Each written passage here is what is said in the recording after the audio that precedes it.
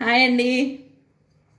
నేను ఇప్పుడు ఆమ్లెట్ వేస్తున్నానండి. పప్పుచారు చేస్తాను. దాంట్లోకి ఆమ్లెట్ వేస్తున్నాను. ఒక ఉల్లిపాయ తీసుకున్నానండి, మీడియం సైజు ఉల్లిపాయ. ఇది ఉల్లిపాయ ముక్కలు, అలాగే పచ్చిమిర్చి, పసుపు, కారం, జీలకర్ర, అలాగే సరిపడా ఉప్పు.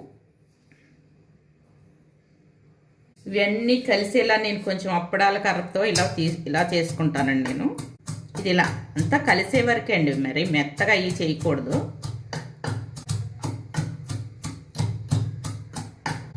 అంతే అండి.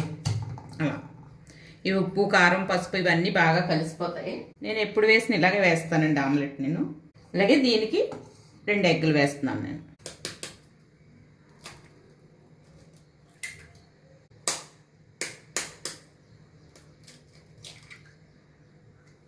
ఇది బాగా కలిపేసుకోవాలండి.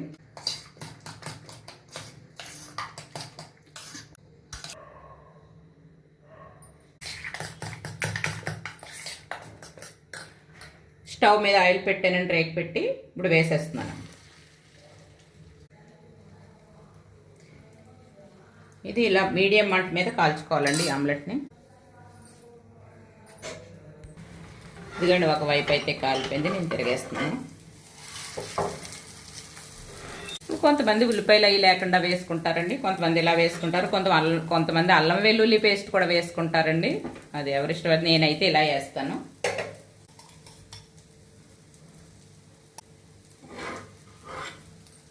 కొంచెం మీడియం మంట మీద కాల్చుకోవాలండి, ఎందుకంటే ఆనియన్ వేస్తాం కదా అట్లోని.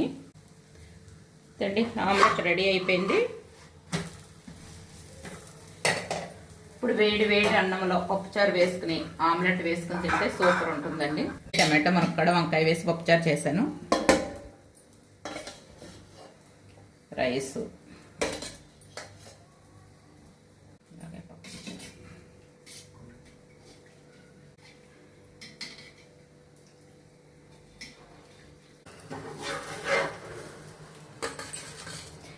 తినండి. ఇలా ఆమ్లెట్ పప్పుచారు వేసుకుని తింటే చాలా బాగుంటుంది.